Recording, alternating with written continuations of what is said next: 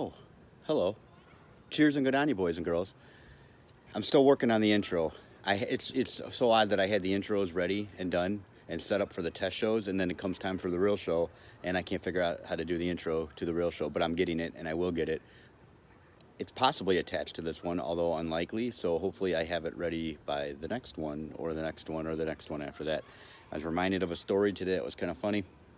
Years ago, several years ago, when CDs were the big thing, and you'd have a CD in the car, and you'd be jamming, and then you could just turn off your car and then go wherever you're going, like go into a store, and then come back to your car, and you start the car up, and then the CD instantly starts playing again, picks up where you left off, right? So uh, years ago, I'm going to pick up my grandmother, and I'm taking her to lunch. And my elderly grandmother, I should say, but our probably most grandmothers are elderly at least some point in your life.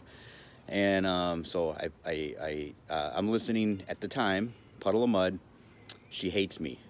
And that's the name of the song, and I'm jamming it. And for, just in case any kiddies are listening to the song, not kitties as in kittens, but kiddos, there's the line in the song that repeats, and he screams it really loud. And I used to sing this karaoke all the time too. But he says, I won't say the word, just again to spare people, but not that I'm censoring myself, but trying to attract an audience of all ages, of course.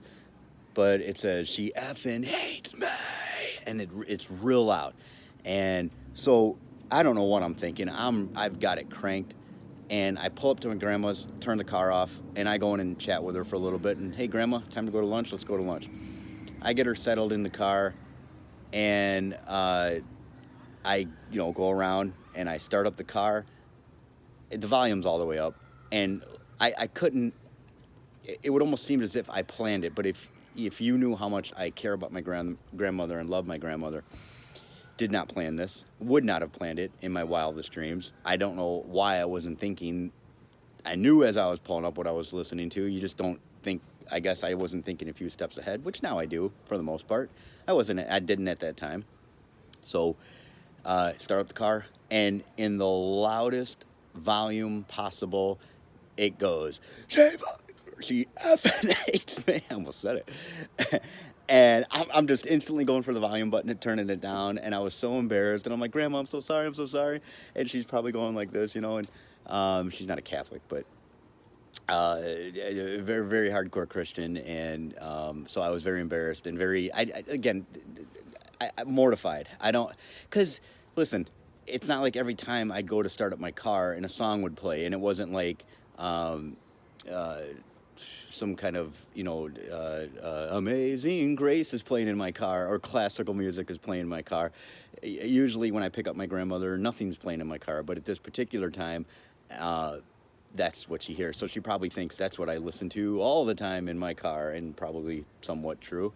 But it was a little embarrassing. I got to say, once again, I'm getting used to the YouTube show because I like it. It's easy. It's very simple. There used to be so much production behind the podcast, which I love doing the podcast, but this is easy. This is very simple. It's just more or less a click of a button, and I can do it anywhere. As you see, there's going to be rotating type backgrounds because I can pick it up and do it kind of wherever I want, wherever I please. So I like that aspect of it. It's easy. It's simple. I have better production value that I could do, and I have access to it. I don't know that I always need it though. So as of right now, this is what I'm going to do because it is easy. It's simple. It's a click of a button. But I do have the opportunity and the access to play around and learn as I go to upgrade the technology and make it a little bit better. So again, thanks to everybody who's been sharing the show. Thanks for all the feedback, all the great comments. The subscription numbers are going up, and that's what I need to see. So as I will always say, please do me a favor, hit that red subscribe button below, subscribe to the show. Got a lot of positive content coming up in this one. I don't always plan on recording these ahead, although that is the case right now. This won't be released as I record it, but on the tails of the last one that I just recorded, I literally recorded an episode, released it, and the next day I find out that the Black Panther, Chadwick Bosman, died at 43 of colon cancer. And that was sad because I don't know if many people knew he had colon cancer. I don't know if it was well known. I had no idea. I didn't have a clue. I had no idea he had cancer, was battling cancer, and then, of course, died from cancer. That was sad. I like those movies. I don't know him, Chadwick Bosman, as the actor, or I should say as a person, more or less. So um, seemed like a good guy, and it's always sad when you go see a movie and you really like the actor, and or at least you like the character they're playing. And it'd be, I guess, in a way, for me, I'm a huge Star Wars fan, huge Indiana Jones fan. So if I found out like Harrison Ford died, I'd be sad. Uh, Chadwick Bosman was 43 years old. Harrison Ford, I think, is 79. I want to say he's up there. So at least Harrison Ford is of a certain age where he got to live a little bit more. So rest in peace, Chadwick Bosman. And I have no idea what that means as far as going forward with like the Black Panther type movies. I believe, if I'm not mistaken, they've already filmed another one, I should say. But I don't know that for a fact, so I don't know how they're going to handle that and what they're going to do with that. But certainly a good character, and certainly had a lot of life in the character, in the sense that I mean, you could predict 10 years worth of movies at least from the success of the first one. So, and then of course in the Avengers movies. So great character. I wish I could say great person. I don't know that though, but I'm assuming he is. It seemed to be very loved by many, and probably will be missed by many. And I will definitely pay my respects by saying rest in peace, Chadwick Bosman. I was thinking the other day about how devices. My cousin Beth was here the other day with her children, and they did play. My daughter and her two boys, and we call them cousins. And even, I mean, well, I guess they are second cousins, but we just call them cousins. And they call me Uncle Scott, and they call my wife Aunt Melinda. So, I mean, we're kind of like, we're that tight. We're that cool with each other. And it was funny because they did play for quite a bit, but then it came time to, all the kids have to get on the devices, and that's kind of everywhere. We try to limit the devices, of course. It is funny though. I was listening to Beth, and she was sounding like a parent, and that is not a knock, by the way. Believe me, I sound like a parent all the time, and every parent sounds like a parent. And she was, I think her older son Reese was saying something, where's the cord I need to plug in this device, or whatever it was. And Beth was like, no, you don't need to be on a device. All the kids are here, and we're all playing. And I chimed in on that too. I felt the same way. Like, look, we don't need any devices. Let's all get together and play. And then I thought, it is odd and it's funny. And again, we always talk about the circle of life. I always bring that up. And the circle of life reminds me that are the devices of nowadays, which are, now the phones, of course, or now these little portable devices, or there's many more devices now, that fall into that category. But devices back in, like, let's say my day, Atari, Nintendo, and is it any different? Is it really any different if you really think about it? I remember my parents, and almost sounding the exact same way my cousin Beth sounded to her children. And again, I'm guilty of it too. I chimed in, and by the way, there's nothing to be guilty of. But she sounded, it mirrored like my mom or my dad, and saying, get off that Atari, get off that Nintendo. When she was like, get off that device. It's the same thing. And I'm sure when my parents or our parents were children, it was get away from those Lincoln Logs and go out and play, right? So it's forever changing. And when my daughter has children one day, she'll, whatever that next thing is. The word devices though is it covers a broad spectrum. So maybe that narrative will stay the same, possibly, but the devices will of course change, if not the word devices. The NBA has been taking some time off, and as I record this, in protest, and they're protesting racial injustice. And the reason, look, I don't care. I don't watch the NBA. I don't watch sports anymore, to be honest. I think it's become too political. And I guess that's kind of my point that I'm tying into it. I used to be a huge football fan. I loved football. I don't care about it anymore. When they started with all this kneeling and all this political stuff and all this, I'd rather raise my daughter. I'd rather spend my Sundays all day. I used to spend all day on Sunday watching football, from the first game all the way through to the last game. and I don't watch any games now. I spend Sundays with my family, and the political stuff definitely turned me off from it. I couldn't tell you who's on whose team and who's on what team, except for the real big stars, of course. So the NBA, I just don't follow. And I, when I hear that they're not showing up to work in protest of racial injustice, and then also stating they're protesting because they're saying the NBA is not doing enough to fight racial injustice. I'm a little confused by that because what organization has made more millionaires, black millionaires, than the NBA? I don't know what and why is it the NBA's responsibility to fight racial injustice? Again, they're paying black people millions of dollars, primarily black people, millions of dollars to play a kids game. I don't understand what they're supposed to do to fight racial injustice. Now, I try to relate it to my job. It's a job. You have a job to do. You're paid millions of dollars to play a kids game. That's your job. Get to work. Enough with this political crap. Keep it separate. They need to keep this stuff separate. Relate it to my job, for example. I work in a sales organization. Can you imagine if I told my boss, I'm taking the days off, and by the way, you're still going to pay me to fight racial injustice? They would tell me to take a hike. I don't understand. My boss would probably say, what are you talking about? What do I have to do with racial injustice? Get to work or you're fired, right? Why is that not applied? Why is that not the same thing? I don't quite understand that.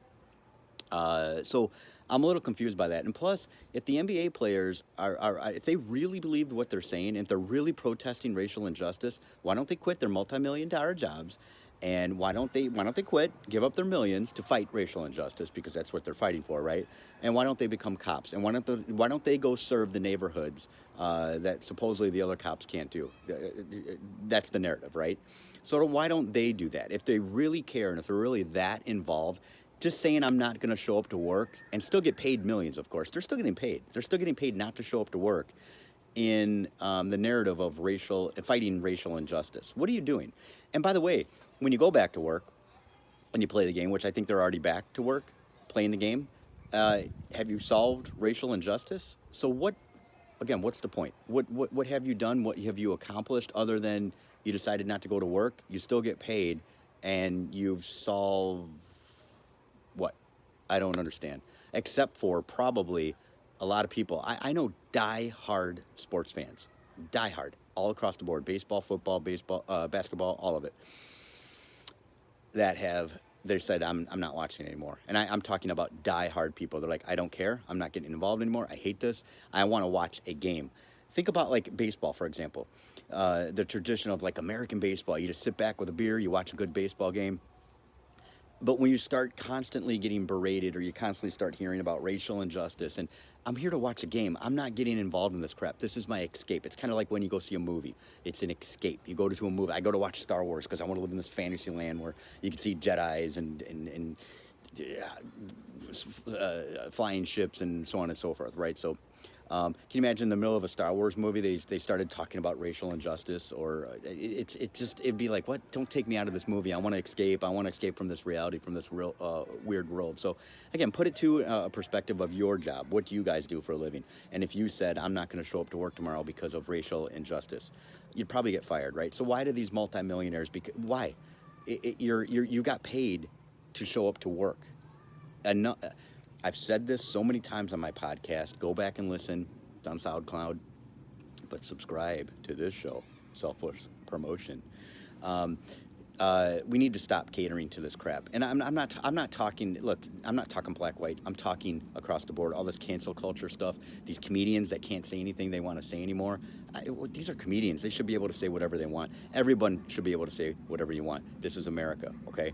Now. I think more people need to start getting pissed off, and more people need to start fighting against this cancel culture, instead of pussyfooting around it and catering to people. Oh, okay, you're offended. You're offended. We're gonna stop doing that. Enough. Take your panties, and you're all offended, and get out. The tide needs to turn. Again, I was always saying before, maybe the pendulum needed to swing a little bit over to one side, maybe a little.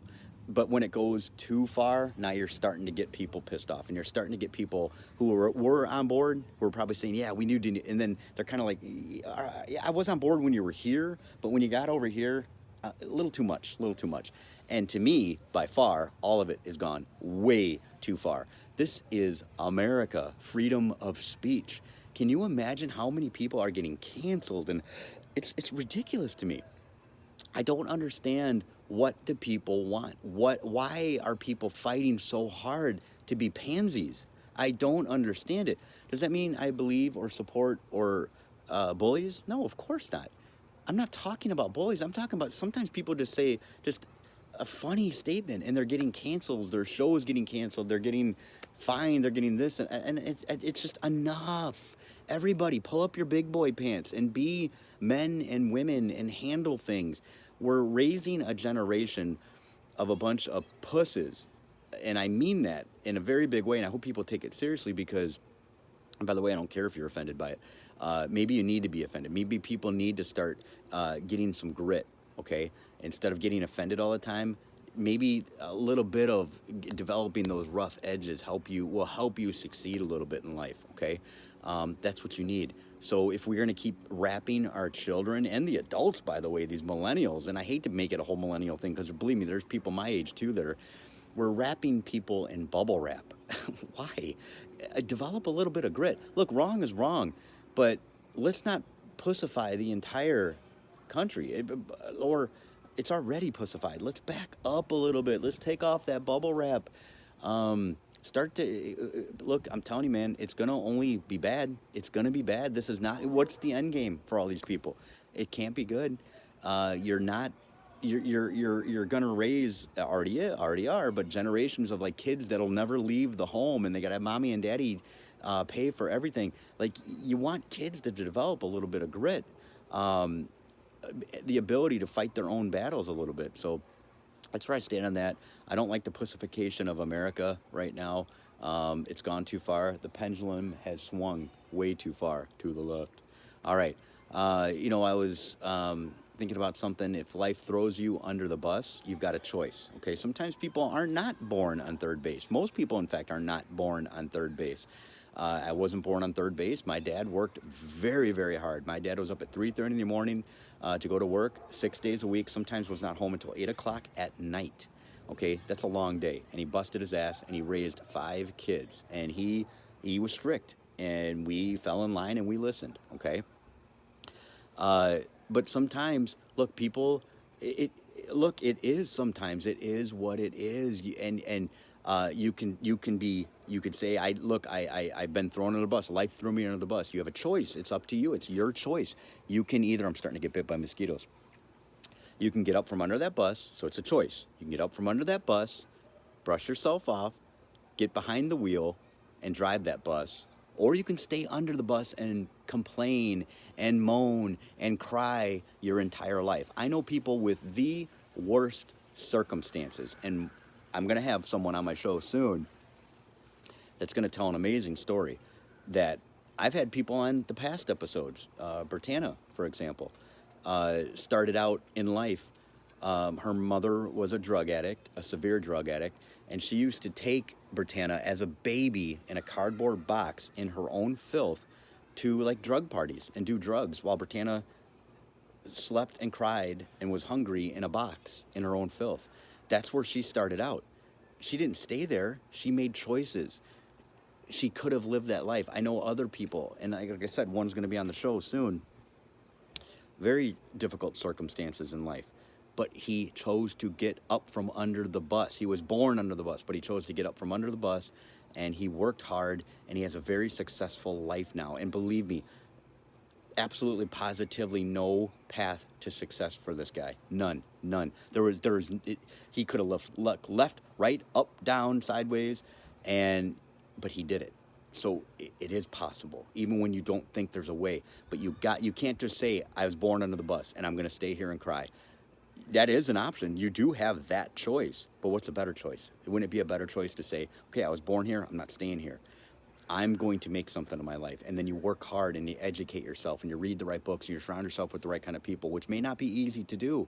Sometimes your circumstances really do suck, but you got to pull yourself up, brush yourself off, get behind that wheel and drive that bus. That is so important. And I'm pleading with everybody who's listening to this that think that there's no hope. Yeah, but you don't know my story. You're right. I don't know your story. But I've heard and I collect these types of stories and I interview these people and I talk to these people and I'm inspired by these people. So believe me, as hard as your story may be, which I'm not negating and saying your story is easy, I probably know someone who's had it worse than you, or someone probably exists that has it worse than you. So again, it's your choice. You can stay under the bus or you can pick yourself up, brush yourself off, get behind that wheel and drive that damn bus. It's up to you. Get off your ass and make it happen. Stop being a puss. And believe me, I'm empathetic towards your situation, but I'm saying quit crying and get to work on yourself. Sometimes people need tough love, and you need to hear advice like that. You need to quit with the bubble wrap. Pick yourself up, get to work on yourself. Period. I changed my life by that kind of philosophy, by that kind of kicking my own ass and making things happen. I got tired of making excuses because all I did was live in excuses.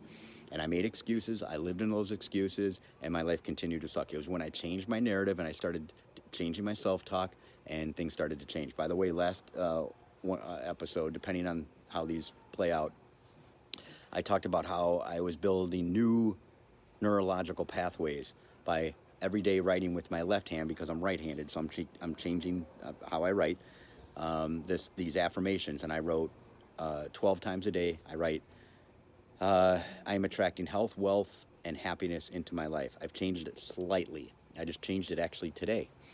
It is now, I am attracting health, wealth, happiness, and laughter into my life. And I write that with my left hand 12 times a day. It looks sloppy. I look like a second grader, probably even a first grader or someone in kindergarten writing it.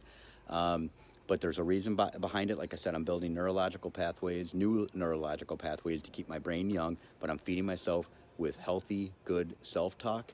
And again, guide the way you want your life to go. Quit with the negative self-talk. Quit talking defeat. Start talking about your gratitudes, talk about your blessings, talk about what you want to achieve in life. Even if it doesn't seem possible, continue to say that with conviction. I worked out for an hour today.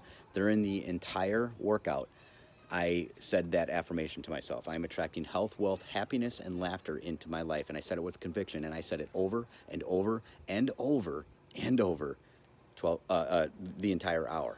And then I wrote it with my left hand 12 times today. And I'm making that my point of focus. I'm focusing on what I want to attract into my life. Doesn't mean it's going to fall in the sky.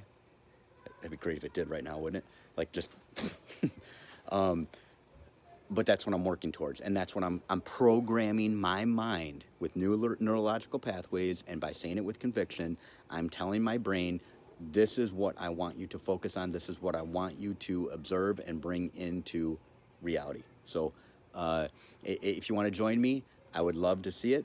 Again, I'm not saying I have all the answers, but this is what I'm doing, and maybe we can all work on it together. So my affirmation, once again, I am attracting health, wealth, happiness, and laughter into my life.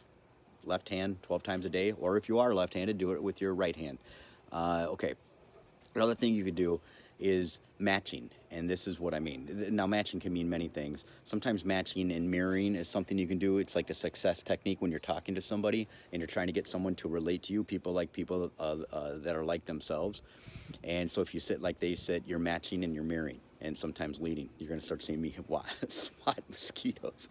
But matching things with other things you like enhances the experience. So I'm talking about a different matching than the one I just brought up, but matching things with other things that you like. So let's say, for example, you love drinking coffee. I do this as an example. I drink coffee. I like drinking black coffee, cold. I'm a weirdo. They say people who drink black coffee are insane, so I guess I'm insane because I drink black coffee. And that's more for the health benefits. It has antioxidants in it. So while I drink my black coffee, I listen to podcasts that I like. So I'm literally like, it's matching. It's matching two things that I like. And then I'm literally smiling. I'm drinking my coffee and I'm listening to a podcast that I like, and it makes me happy. It makes me happier because I'm enhancing, I'm doubling the experience. You can also do things where you match something you like with something maybe you don't necessarily like, but you want to like, something you want to achieve in your life. And that could help you to attach like to this thing that you want to start doing that maybe necessarily you don't like, but you want to like it. You want to bring it into the world of like. You want to bring it into the world of your focus and attention. So watch how you match things. Also be careful sometimes how you match things, because you could take something you like and match to something you don't like with the idea and the concept of I want to start liking this. Sometimes if you're not careful, although I don't think this could happen unless you were just completely unaware of it. I think if you're aware of it, it's really not going to happen. But I think if you're aware of it, you're good. But if you're matching something that you like with something you don't like, there is a small possibility you may end up not liking this thing anymore. Although I don't think that's really so possible, because you're doing it with the intent of I want to like this thing. So I think you're going to find the positivity in the things you like with this. And I hope that makes sense. So match, if you want to enhance experiences in your life, match things with other things you like, combine them together, you're going to enhance that experience. And I know that does make sense. And then again, if there's things that maybe necessarily you don't like you could say, let me give you an example on that one. Say you don't exercise, but you want to start exercising, and the thought of exercising just repulses you. There's no way you want to exercise, but you need to lose those lbs. You want to start looking better, right? So what you can do is match something you love. I love this band. I love cranking this music. This band inspires me. This band gets me motivated, whoever that band may be. You can link playing that music, playing that band, to now you're going to start walking 3 miles a day. And as you're walking, now you're listening to this band or a particular speaker you like. Or so match things you like with maybe necessarily things you want to begin to start liking or attracting into your life. And then that will motivate you to do those things. This could help you. So this whole show that I'm doing, it's starting to get dark out here. I should flick another light on. Although I am getting close to the end of the show. I hope you guys can still see me. But it's probably better because I can say I know I look better in the dark. So I'm probably looking somewhat attractive right now that it's getting darker. You can see me a little shaded. All right. But as I always say, as I will continue to say, life's short. Let's live it up a little bit, people. Each day counts, each second counts. There's not much room or time for depression. I want people to love each other. There's a lot of things in this world. If you turn on the news, I'm telling you, it's just going to bring you down. What I do, what I've been doing, and I like to share this again. Not saying that I have all the answers. I do not. I for about, I think it was a month and a half. I didn't quite keep exact track of it, but around a month and a half or so, I deleted my Facebook account. Okay, I don't think I've ever been so happy.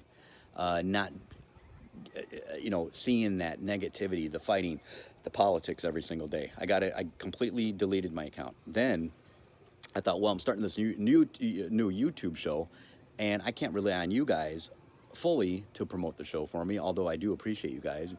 And I love you guys for doing so. Please continue to do so. Share it to your social media. Text it out to a friend.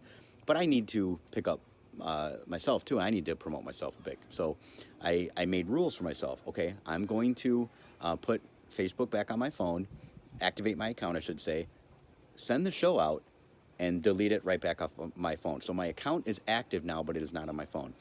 Also, when I did go on it to blast the show out, I did not scroll, and I made it a rule for myself. I checked one page, and you know whose page it was? My wife's.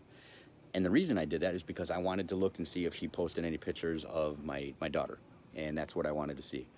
My daughter makes me smile, and that's what I did. So I purposely looked for my wife's page. I scrolled through hers, looked at some of the photos, I smiled, and then I deleted it off my phone. And then to promote the show or blast it out, I'll put it back on my phone, I'll log back in, and then I'll blast the show out without scrolling, without looking at anybody's whatever. So if you're trying to reach out to me on Facebook, I apologize. I'm not looking, and I mean that with respect. Probably a better way to get a hold of me now, if you really need to get a hold of me, is either text me, call me, or if you want to, leave a comment. Wait, over here. Leave a comment below in the comment section. I will see those more likely than I will something on Facebook. See, I actually don't think, when it's dark, I actually don't think I look that bad. It's weird. I think I have decent features, but when the lights are on, my face is exposed, and I start to get real weird. Now I'm like, hey, what's up? How you doing? I think I'm a little not that bad looking. I'm I can say I'm good looking in the dark. It's weird. I actually feel good looking right now in the dark. Put on a light though, and that good look is gonna go away. So, uh, but yeah, my advice is I deleted news off my phone. I don't watch the news. I don't look at the news. I don't even have cable. I have like the Netflix and the Hulu and Disney Plus. I have the things you can stream. Um, and I've been much happier. And now my new rule for myself is not to scroll when I do go on Facebook, and it's only to blast the show out and immediately delete it right back off my phone. And I've been keeping my rules because I want to be happy. And life's like I said, life's too short. Why do things that make you unhappy? Again, match things you like with things you like, right? And you're gonna enhance the experience and double up on it. Makes sense, right? So I love your guys' feedback, and I do appreciate your feedback. I appreciate all of you. Subscribe below, text it out to a friend, share it to your social media. I appreciate it. When I see that you guys do that, I have heart bubbles floating above my head. Also, I know a lot of you have commented on and wanting a Facebook Live show. I think there is a way to do YouTube Live. And I will be working on that. Like I said, I'll also be working on doing the intro in the beginning of the show because I love that intro my wife made. It's really strong. It might be on this one. If it's not, believe me, I'm working on it. I'm aware of it. And upcoming, if I can't do a YouTube live show, I will do for the people who like it, and I want to keep you guys happy. I will do a Facebook live show soon. No exact plan yet, but I'll do another one just to keep you guys happy because I've also figured out how I can do a Facebook live show and then share it to the YouTube channel. So my whole thing right now is to build the YouTube channel. That's why I need people to subscribe. So if you have not subscribed and you're hearing this show, like I said, please hit that red subscribe button. It means a lot to me. Not all these shows are going to be this badly lit. I kind of take the show wherever I want it. I have like about 3 or 4 studios more or less right now. This is one of them, but I'm doing it a little late, and the sun has gone down. All right, so the lighting's not great right now, but like I said, it makes me handsome in the dark. All right, everybody, I hope you laughed. I hope you had a good time. I hope you learned something because I definitely threw out some good motivational, inspirational content as well, some things to think about. I love the feedback, love the comments, love you guys. Subscribe below, and have a magical day, and enjoy your life. And let me drop the device. Maybe I can cut that.